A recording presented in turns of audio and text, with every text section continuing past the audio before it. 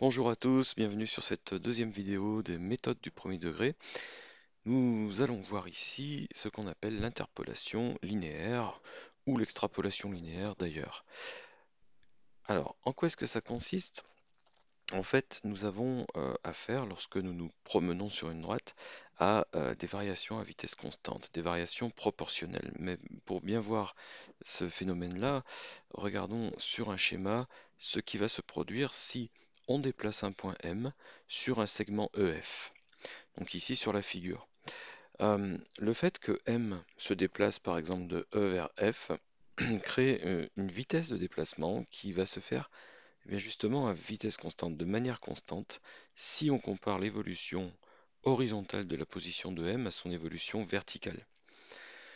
Ici, par exemple, si le point M était au milieu du segment EF, alors à la verticale du point M, on se trouverait au milieu du segment horizontal représenté en bleu, par exemple.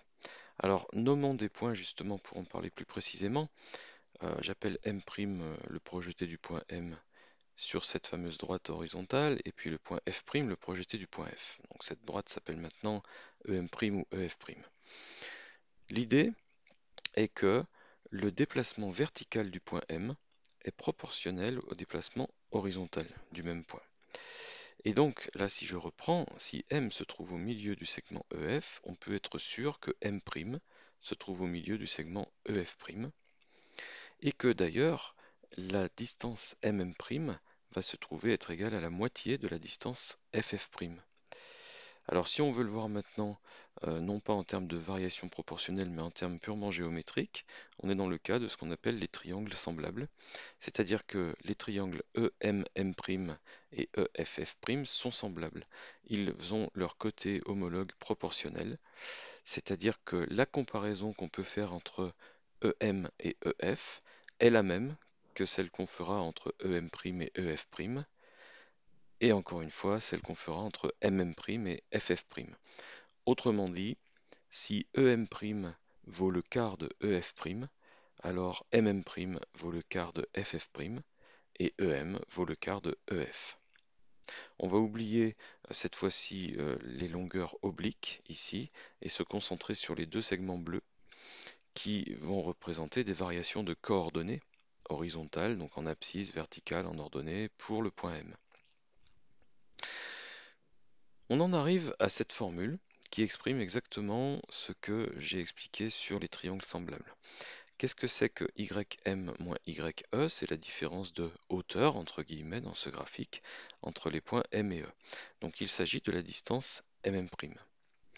Ym moins ye, c'est la distance mm'. Donc on comprendra en dessous que xm moins xe est la distance em',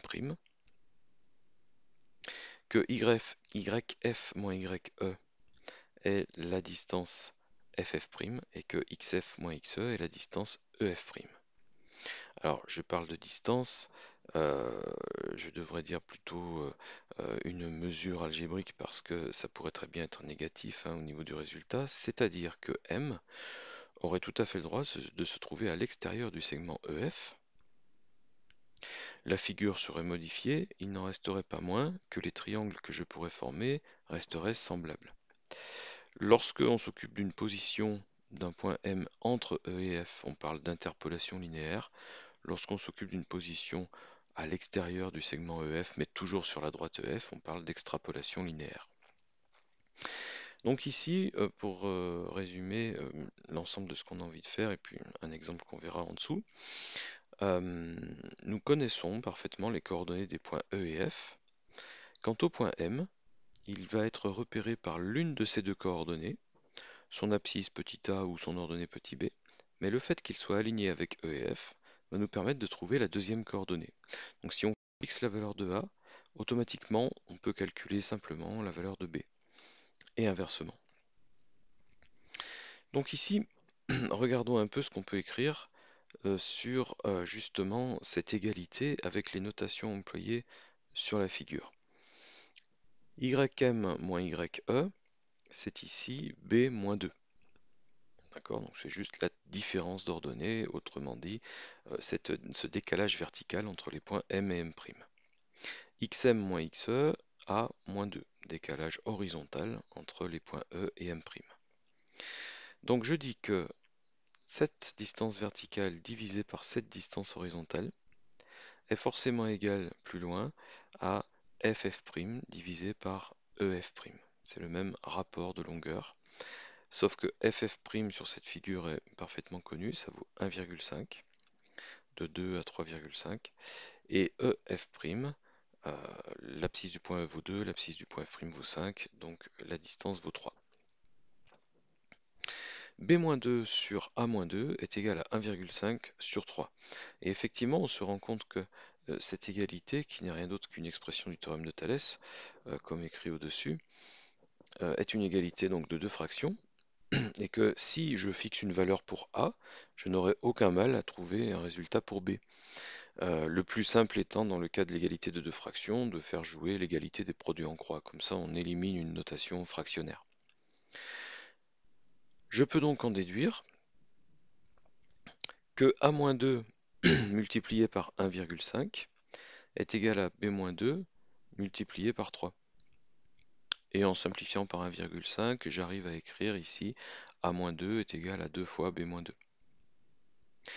Je développe, je réorganise, et je m'aperçois que je peux écrire A égale 2B-2. Donc c'est-à-dire que l'égalité de fractions qu'on avait au départ peut être simplifiée en termes d'écriture pour pouvoir plus rapidement trouver A à partir de B ou B à partir de A. Alors ici, on a une expression qui donne plutôt A de préférence à partir d'un nombre B que l'on inclurait pour finir le calcul. Évidemment, l'égalité A-2 égale 2 facteurs de B-2 peut aussi nous amener à écrire B en fonction de A. Il suffit simplement d'organiser les termes différemment dans l'égalité.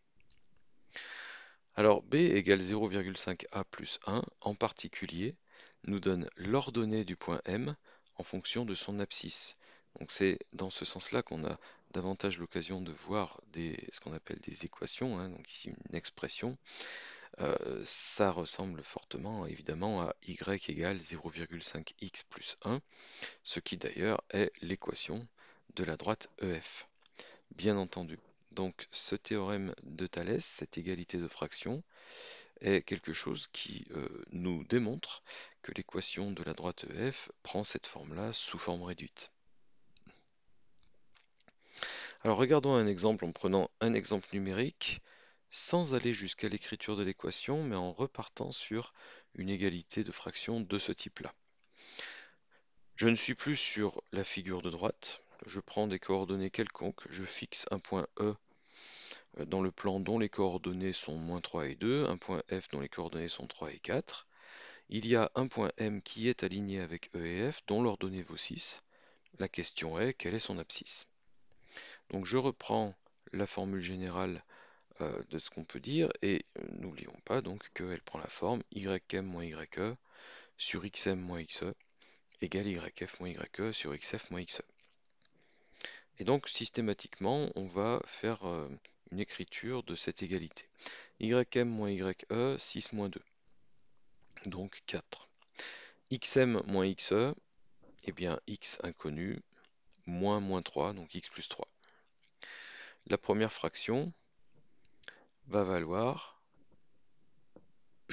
xm plus 3 divisé par 4. Alors, comme vous le voyez ici dans mon corrigé, j'ai inversé l'égalité de fractions par rapport à la formule encadrée.